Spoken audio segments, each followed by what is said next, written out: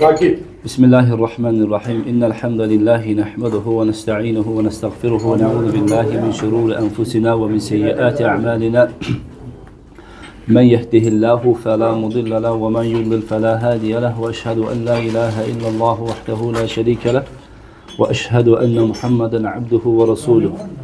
Elhamdülillahi'llezî radiyal İslam lil mu'minîne dînen ve nasabel edillete ala sıhhatihi ve beyyeneha tebînen ve garaset tevhîde fî kulûbihim fe ethmaret bi ihlâsi funûnen ve a'ânahum alâ ta'âtihi hidâyete minhu ve kefâ bi rabbike hâdiyen ve ma'înen.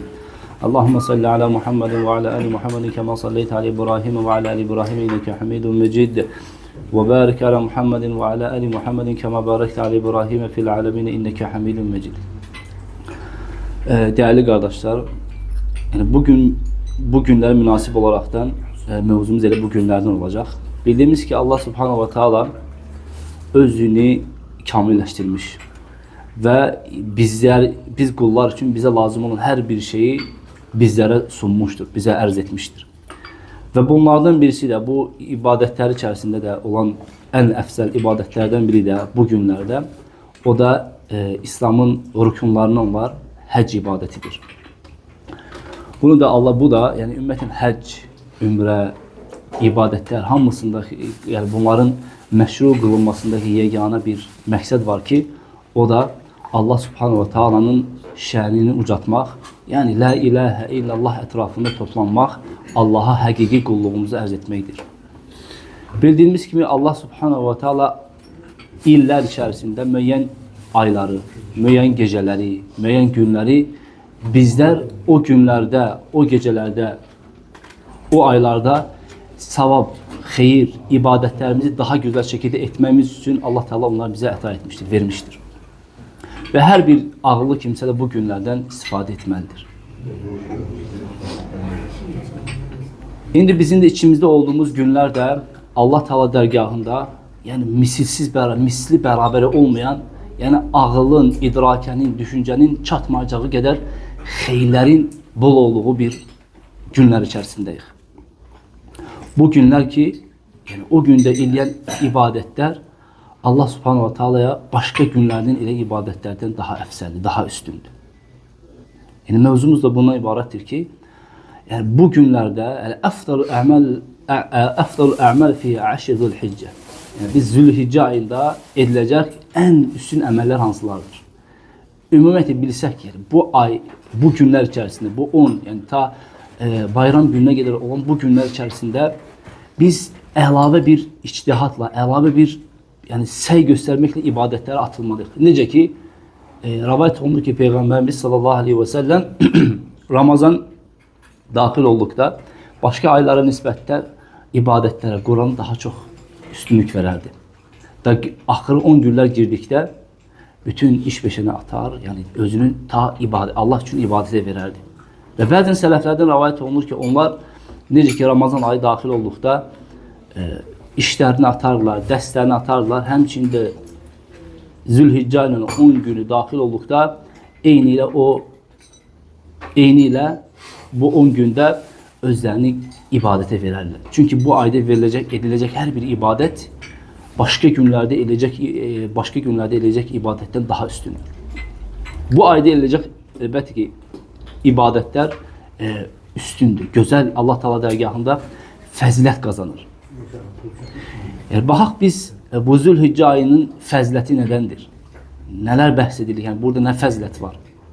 Birinci Allah Subhanahu ve Taala öz kitabında bu aya ne deyir? Bu günlere Allah Teala and içir. وَالْاِقْسَامُ بِالشَّيْءٍ دَلِيلٌ عَلَى اَهَمِّيَّتِهِ وَعَدَدْ نِعْمِهِ. Yani Allah Teala'nın bir şeye and içmesi hemen o and içilenin mühim ve Allah Teala dergahında əzəmətli olmasından haber verir. Allah Teala bir şeye and içerse o and içilen Allah Teala nezdinde mühimdir. Yani bizler için ehemmiyetlidir ve hemçin bizler için onun faydası, səmərəsi daha çoktur. Allah Teala buyurur: "Vel fecr ve leyalin aşr." Fecre ve 10 güne and olsun diye Allah Teala. Qal İbn Abbas ve İbn Zübeyr ve Mücahid Ve gayri vahid min es-selef ve'l halaf. Yani İbn Abbas, İbn Zübeyr, Mücahit ve başka selef deyirlər ki, yani vel fecr ve leyalin aşr ve leyalin aşr dedikdə 10 günlər deyilik burada inneha aşrul hicce. Bunun Zülhicce'nin ilk 10 günü olduğu bildirilir. Qal İbn Kathir ve huve sahih. İbn Kathir de der ki bunun Zülhicce'nin ilk 10 gün olması sahihdir. Ve həmçinin Peygamber sallallahu aleyhi ve sellem bu günlerin fəziləti barəsində bize bildirmiştir ki, der ki Allah Resulü sallallahu aleyhi ve sellem مَا مِنْ عَمَلٍ أَزْكَى عِنْدَ اللّٰهِ عَزَّ وَجَلَّ وَلَا أَعْزُمَ أَجْرًا مِنَ الْخَيْرِ يَعْمَلُهُ فِي عَشْرِ الْأَضْحَى. Der ki Peygamberimiz, uca Allah yanında Kurban Bayramı'nın ilk 10 gününde edilen yaxşılıklardan daha sevimli ve savab baxımından daha büyük hiçbir əməl yoktur. Bu günlerde edilecek, bu 10 günde edilecek əməllər Allah Teala dərgahında, yani belə deyək də, dünya günlərinin en fəzilətli günüdür. Yani bir təsəvvür edin. Yani dünya günlərinin en fəzilətli günlərindəndir. Həmçinin İbn Abbas'tan gelen hadiste Allah Nebisi sallallahu aleyhi ve sellem der ki مَا مِنْ اَيَّامٍ عَمَلِ صَالِ ف۪يهِنَّ اَحَبُّ اِلَى اللّٰهِ مِنْهُ فِي هَذِهِ الْاَيَّامِ الْعَشَرِ. Uca Allah yanında Kurban Bayramı, yani bu günler arafasında Allah yanında salih əməllərin görüldüğü Zilhicce ayının ilk 10 gününden daha sevimli olduğu günler yoktur. Ha? Allah Teala yergahında salih əməllərinin göründüğü Zilhicce ayının 10 gününden daha fəzilətli bir gün axtarmayaq. Yani bu fəzilət, yani o kadar möhtəşəm bir fəzilət var ki, yani kimse bu günde, bu günlerde adi bir xeyir əməl ederse, elbette əcri Allah Teala dərgahında qat-qat verilir. Peygamber sallallahu aleyhi ve sellem deyirkən, Peygamber sallallahu aleyhi ve sellem deyir ki, Allah Teala'ya en hoş gelen əməl bu ayın 10 günlərində elə əməllərdir, 10 gündə elə əməllərdir. Soruşurlar ki, qalu vel cihadu fi sabilillah. Yani bu cihad da mı? Çünkü bir Peygamber sallallahu aleyhi ve sellem mütlak olaraktan yani buna benzer bir emelin olmadığını bildirdi. Ve sahabeler de öz zihinlerinde Peygamberden eşittikleri cihadın fəzilətini bir anlık bu sözle karşılaştırdılar. Ya Resulallah, Allah yolunda edilen cihad bəs. O da ondan da bu yani ondan daha mı üstündü? Peygamber sallallahu aleyhi ve sellem dedi ki: "Velel cihad fi sabilillah." Bəli, cihad da Allah yolunda edilen cihad da daha üstündür. Lakindir bir kimse haraca bi nefsihi ve malihi ve lem yerce min zalike bir şey. Lakin bir kimse istisnadır ki o canıyla malıyla çıkar ve hiç nesiz geri qayıdır. Bu da yani bu istisna olmakla yani bu 10 gün içerisinde edilen əməllərə beraber olacak hiçbir əməl yoktur. Yani şərt deyil, büyük bir əməl. Adi bir ilk 10 günde edilecek əməllər. Adi bir ettiğin her hansı bir zikir fərqi etmez. Her hansı bir zikrin növü. Ayrı vaxtlarda edirdin. Bu ayda da onu əlavə çoxalsan fəzilət daha da çoxarır. Ve həmçinin Peygamber sallallahu aleyhi ve sellem'le rivayet olunur ki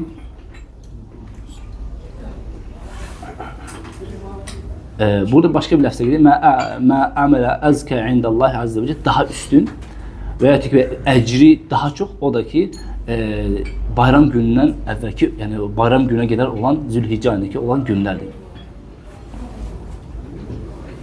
Peygamberimiz sallallahu aleyhi ve sellem bu günlerde bizi salih əməllər işletmeye həvəsləndirmiştir.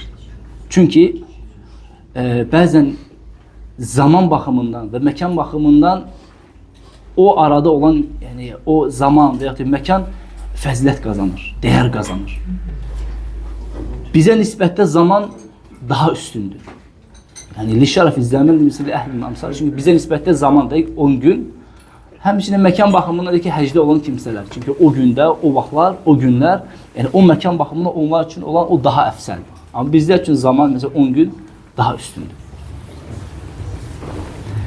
Ennehu emr fiha bi kesreti tesbih ve tahmid ve tekbir. Peygamber sallallahu aleyhi ve sellem bu günlerde Subhanallah, elhamdülillah, Allahu Ekber zikrini çoxaltmamızı bize emretmiştir, buyurmuştur.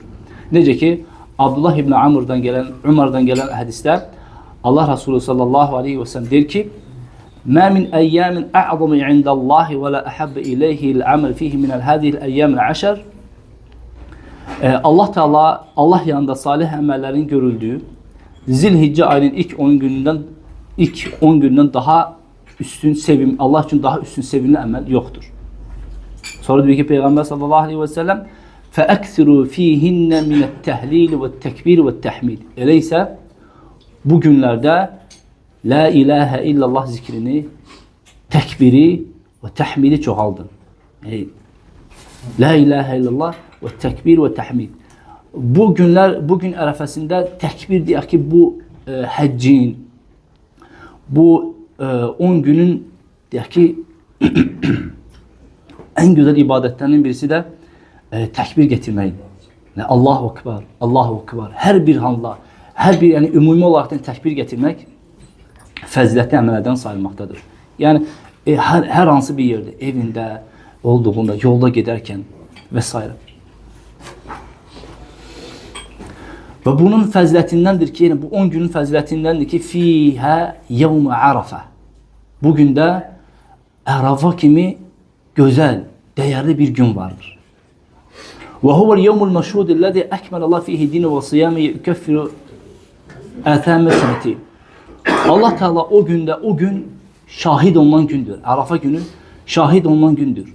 O günde Allah Teala öz dinini kamile erdirmiş ve o günde tutulacak oruç 2 ilin günahına keffaredir. Bu da Peygamberimizden yani sahih hadiste öz yerini takmıştır.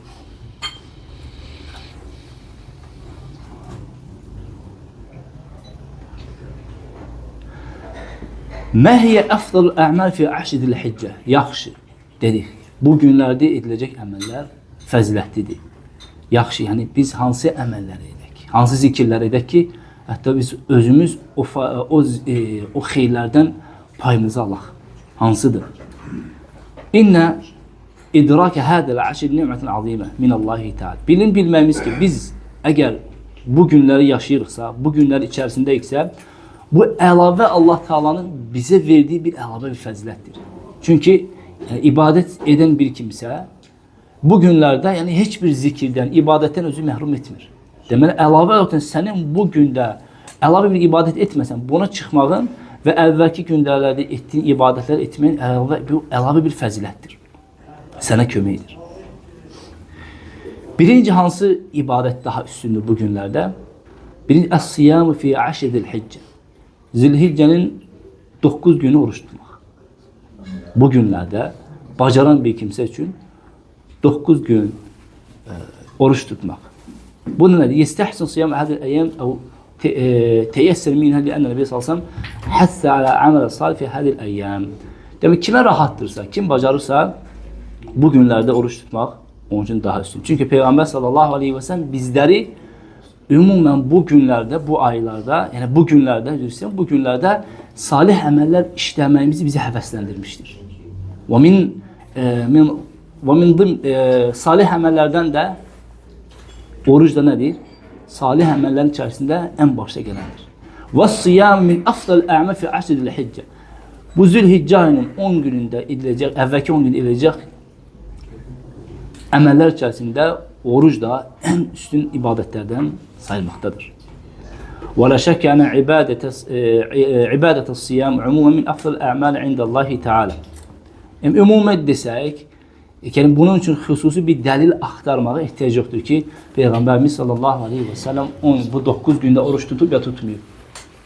Bunu aktarmağa ihtiyaç yoktur. Çünkü sen eğer bilirsen ki bu günlerde edilen ibadet evvelki günlerde edilen ibadetlerden daha üstündürse ve oruç ibadettirse ona o xeyirdə özünü daxil edir.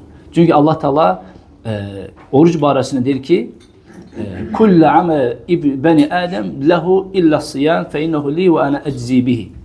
Adem evladının ettiği her bir amel özü üçündür. Yani özü kazanır savabı. Lakindir ki orucun savabını mən ona xüsusi olaraktan bunun değerinin yüksek olduğunu ona değeri, onun mükafatını mən özüm şəxsən verəcəm deyir Allah Teala. Əxrəcəl Buxari.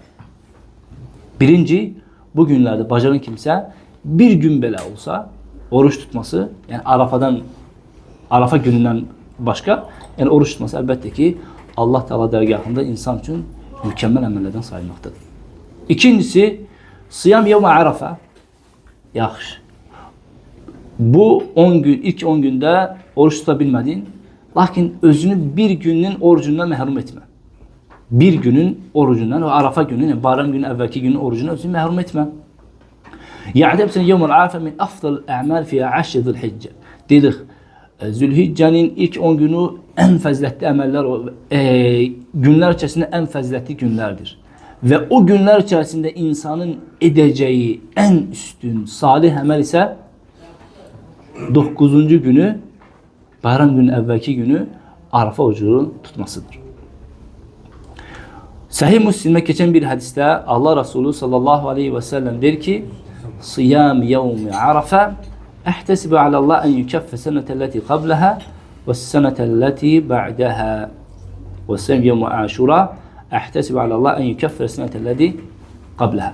Bu da Peygamber sallallahu aleyhi ve sellem bize hem Arafa'nın faziletinden ve hem de Aşura'nın faziletinden bize haber verir. Dedi ki Peygamber sallallahu aleyhi ve sellem Arafa günü tutulacak oruç, ümid edirəm ki, keçmiş ilin ve gelecek ilin, yani bir il əvvəldən, bir il önceden olmak üzere insanın ettiği bir günahları kəffarədir. Aşura orucu ise əvvəlki ilin günahlarına kəffarədir. Burada kəffarə deyildikdə büyük günahlar yok. Mesela içki içmək, döyüş meydanından qaçmaq, zina vs. bunlar yok. Yani insanın ettiği küçük günahlar qəsd olunur. Büyük günahlar ise xüsusən tövbə. En azından insan bilir ki bu bir gün oruç tutursan müəyyən bir saatler daxilində ve bunun müqabilində Allah Teala sana büyük bir mükafat verir. Elbette ki bu mükafata bizim çatmamız, bu mükafata nail olmamız için mütləqdir ki biz onun, yani bu hadisin etrafına, bu fəzilətin etrafında duran bunu yaşamalıyıq, bunu hiss etməliyik və buna iman gətirməliyik. İman gətirmədən, onun fəzilətini hiss etmədən, o şuurla yaşamasan, yani etdiyin tək bu yox, etdiyin hiçbir əməlin, ibadətin sənə faydası yoxdur.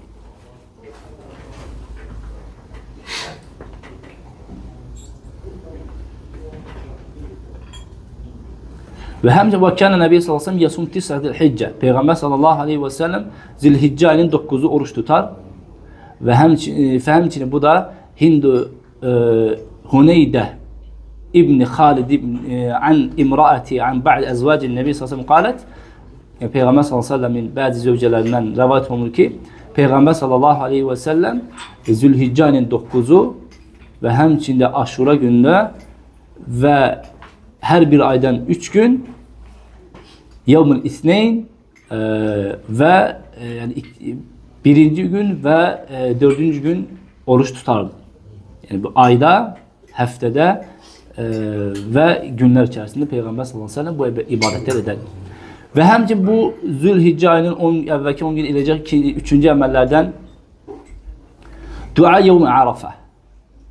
Hem orucuq ve hem de onun dahilinde duaya üstünlük vermeye lazım. Dua etmeye. Dua hem senin özün için has olan dualar ve hem de Müslümanların ıslah olması, Müslümanların bir olması, hemrey olması, mehribançılığın, birliğin olması için etmemiz vacip olan emellerdir. Yevmu araf min eyyamillati yenbaghi lil muslim en ya'taniya bid-dua fiha. Feyed'u bima'thur an Nebi sallallahu aleyhi ve gayrihi. Yani bugün içerisinde hem Peygamberimizden sallallahu aleyhi ve sellem'le rivayet olmuş müəyyən duaları veya huttaki özünün istediği istek dualarını etmesi de lazımdır. Kema yekthiru min et-tesbih ve et-tehlil ve tekrar nahvi min azkar. Yani bugün de yani o hemenki oruç tuttuğu Arafa gününde tehlil, tesbih ve tekbir bu kimi ibadet zikirleri çoxaltmalıdır. Allah'ı zikretmeyi çoxaltmalıdır. Yaxşı, Arafa günü dedik hem oruç tutmaq, həm də xüsusi yox, ümumi insan dua etməsi yaxşı. Bu gündə ediləcək ən əfsəl dua hansıdır? Və əfdalu dua yevmə Arafə huvə mə cə min fi hadithi Amr ibn Şuayb an abihi an cəddihi yəni Abdullah ibn Amr ənə Nəbiyyə sallallahu aleyhi və səlləmə qalə yəni bu Peyğəmbər sallallahu aleyhi və səlləmə varid olmuş duadır ki, yəni Arafa günündə xüsusi olaraq abi var, ümumi sənin istək duaların, ehtiyac duaların həm sənin məsləhətin üçün, həm ev əhli üçün, həm də ki, tanıdığın qardaş bacıların üçün və həmçinin ümumi müsəlmanlar üçün bir də var ki, xas o günə aid olan başqa dualardan əfsəl olacaq dua. O da hansıdır? Peyğəmbərimiz deyir ki, xayru duai dua yevmi Arafa. Arafa günü ediləcək ən üstün, ən xeyirli dua və xayru mə qultu ənə və dediyim dualar içərisində dediyim ən xeyirlisi və ən-nəbiyyunə min qabli və məndən əvvəlki peyğəmbərlərin də, nəbilərin də dediyi duadır ki, o da La ilahə illallah vəhdəhu la şərikə ləh ləhul mulku və ləhul hamdu və huvə alə kulli şeyin qadir duasıdır. Əxrəcəhu Tirmizi və Həsənul Əlbani. Ne üçün bu dua başqa dualardan daha üstün olur? Nəyə görə? Çünki burada tövhid birbaşa zahirdir burada. Yəni hər kəlməsi baxsaq ki, yəni elə bir kəlmə yoxdur ki, orada yəni Allah Taala'nın vəsfi, ucalığı orada olmasın. La ilahə illallah. İlk La ilahə illallah, yəni Allahdan başqa ibadəti haqq məbud yoxdur. Sonra vəhdəhu, o təkdir. La şərikə, onun şəriki yoxdur. Ləhul mulku, mülkün sahibi yenə də Allahdır. Və ləhul hamdu, həmçə həmd Allah Taala'dır. Sonunda isə və huvə alə kulli şeyin qadir. Və Allah Taala bildiyimiz, bilmədiyimiz hər bir şeyə qadir olan yine Allah Teala. Yəni burada bax, la ilahe illallah vahdehu la şerike lehul mulku və hamısı Allah Teala'nın əsli sifətlərindən vəsf edir. Belə olduqda ümumiyyətlə hər hansı bir dua olsun. Onun içərisində baxsaq ki, Seyyidul istiğfar eşitmişsiniz də. Tövbələrin, istiğfarın seyyidi orada nə ilə başlayır? Allahümme ente Rabbi la ilahe illallah. Deməli, la ilahe illallah daxil olan elə bir zikir yoxdur ki, o Allah Teala dərgahında üstün olmasın. Və əgər biz də o zikri öz dilimizdə çoxalsaq, deməli, əcr baxımından Allah Teala dərgahında daha xeyrə nail olaraq. Bir dənə belə incə bir məqam var ki, onu çatdırım. Ümumiyyətlə, biz ibadət etdiyimizdə və sədəqə verdiyimizdə biz onu müqabilini gözləyərəkdən belə mübadilə məqsədi ilə etməməliyik. Alış-veriş məqsədi ilə etməməliyik. Çünki bəzi hədislər var ki, yəni eşitmişik ki, insanın sədəqə verməsi malı çoxaldır. Bu, yəni qaçılmaz ki, insan sədəqə verməsi malı çoxaldır. Lakin İnsan sədəqə verməməlidir ki, malı çoxalsın. Və ki, insan Allahı zikr etməməlidir ki, bu günlərdə müəyyən bir əcir var, böyük əcir, mən ona nail olacağım. İlk insanın bu, ikinci planda olmalıdır. İlk olmalıdır ki, Allah Teala bütün vaxtlarda ibadəti daha layiqdir. Lakin bu günlərdə əlavə bir fəzilət var. Və mən də o Allaha daha çox ibadətimi göstəreyim. Çünki Allah Teala buna layiqdir. Allah Teala buna layiqdir.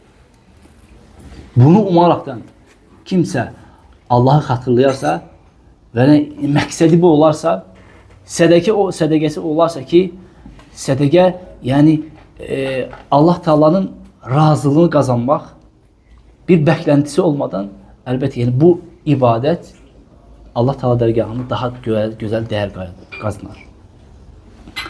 Və həmçində başqa bir hədisdə Abdullah ibn Amr radiyallahu anhudan gəlir ki, Abdullah ibn Amr qalə kənə əksər duai Rasulillahi sallallahu aleyhi və sələm yevmə Arafə.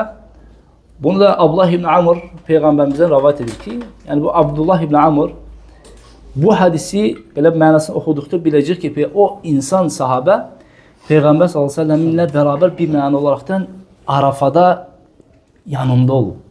Böyle bize hadisin zahiri onu gösterir ki, der ki Peygamber sallallahu aleyhi ve sellemin Arafa günü ettiği en çok dua buydu. Bu da la ilahe illallah vahdehu la şerike le lehul mulku ve lehul hamdu ve huve ala kulli şeyin kadir. İki ihtimal var ki ya bunu eşidip kimdense veyahut da ki özü Peygamberle sallallahu aleyhi ve sellemle beraber olup ve o günde, o saatler, sayılı saatler içerisinde Peygamberimizin sallallahu aleyhi ve sellem hansı duaya üstünlük verdiğini öz gözleriyle şahit olup ve onu da özden sonra gelen insanlara çattırıp. Hadis Hasendir, Ravahu Ahmed.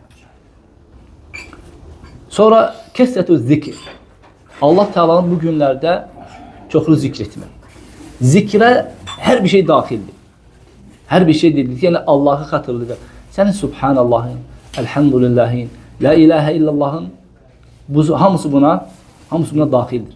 Ve bu günlerde edilecek en üstün belə deyək də həccin şuarlarından, yani əlamətlerinden odur ki tekbir zikri, tekbir getirmek.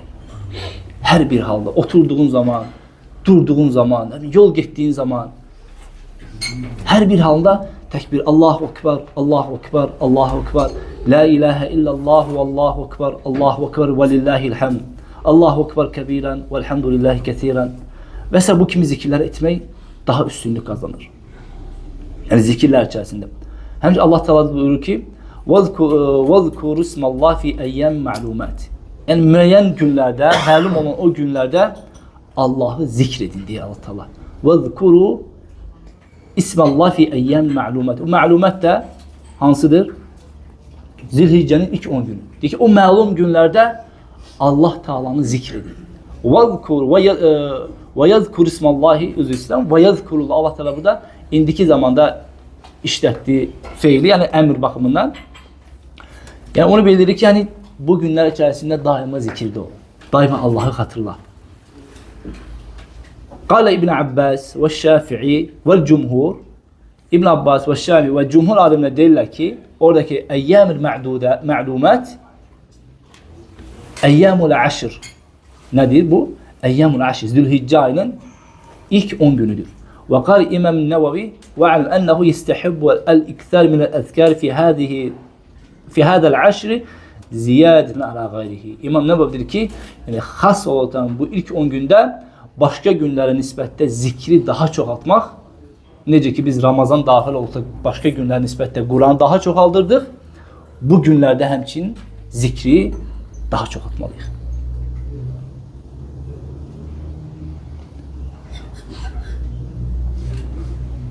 Ve hemçinde bu günlerde edilecek emellerden kimi güç çatırsa mesela diyor ki hac ve ümre. Ondan sonra da bu günlerde edilecek emellerden sonuncu ise el-zebhu el-udhiye. Kurban kesmek. El-zebhu el-udhiye min a'mal ceri ve yekunu fi ahyum min eyyam el-ashr. Birinci günden ta 9'a kimi müəyyən ibadetler var. Ve 10. günde de edilecek değil. Burada biz 10 gün değil. 10 gün. Bizim 9 güne kim eden ibadetler var. Ve 10. günde de edilecek en üstün ibadet var. Aydın mı? O da o günde edilecek yani 10. günü, bayram günü insanın edeceği en üstün ibadet de kurban kesmesidir. Yevmi idil adha. Vel udhi min yadbaha şükran lillahi ve tekarrub ila min amel hayat. Yani bunu da Allah Teala'ya şükür olaraktan, Allah Teala yakınlaşma olaraktan insan bu emele kalkışır. Bu da hem Kur'an'da hem de sünnede ve hem de icmada öz əksini tapmıştır. Allah Teala buyurur ki: "Fasalli li rabbike venhar." Rabbin için namaz kıl ve kurban kes. Vel maksud kema kal ehlü tefsir fasalli idil adha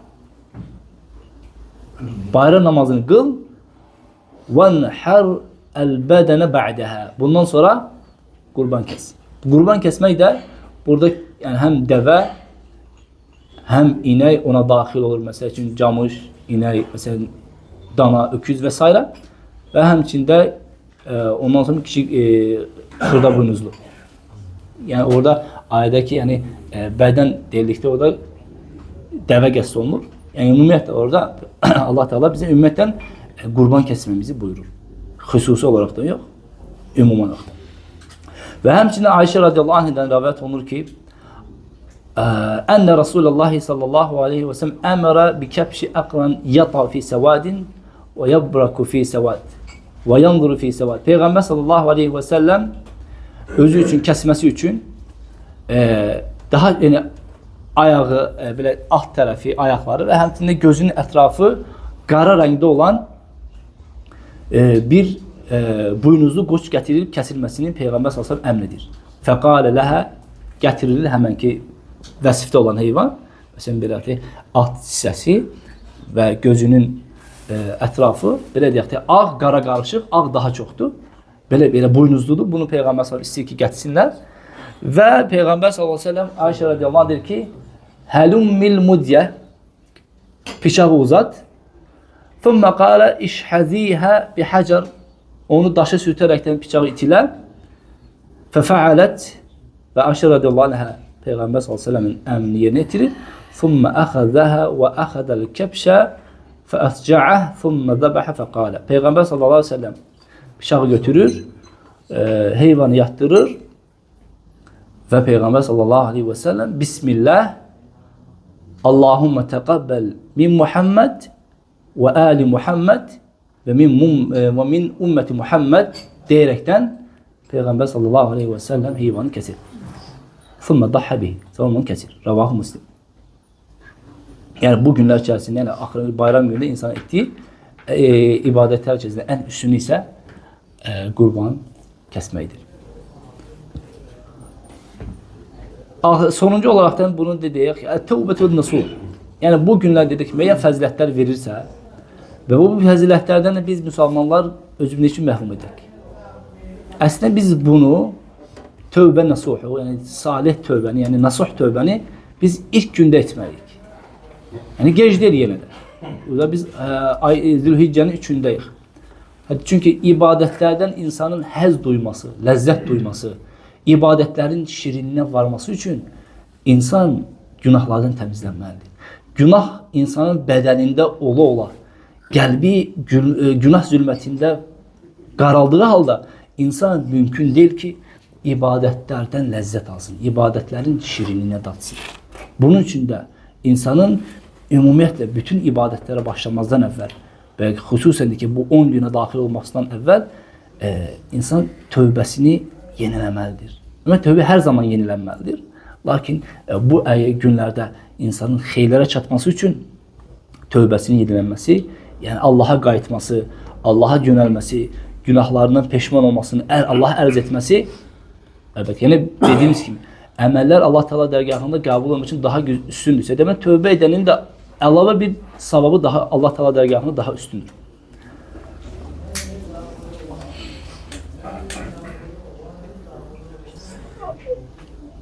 Belə, Allah Teala inşallah bizi bütün xeyirlərə müvəffəq etsin. Allah Teala bizləri özünün razı qalacaq əməllər etməyə müvəffəq etsin. Heç çətin deyil. Günlər sayılı günlərdir. Baxacaq, indi girmişdik, birazdan çıxacaq. Onun üçün insan özünü bu günlər içərisində başqa günlərin nisbətdə daha üstün göstərməlidir. Yəni özünü özünə göstərməli, yəni kiməsə göstərmə yox. Yəni özünün bu günlərdə etdiyi ibadətinin dəyərini özü hiss eləməlidir ki, başqası bilməklə iş bitmir. Əlavə özünə yük qazanır. Yəni özü hiss eləsin ki, bu günlərdə eləyən ibadət özü hiss elədi ki, doğrudan da bu gündə eləyən ibadətlər başqa günlərdə eləyən ibadətlərdən daha üstündür, daha ləzzətli edir insana. Allah Teala bizə iştifadə etsin. Sallallahu aleyhi ve sellem Muhammed və alə alihi və sahbihi və sellem.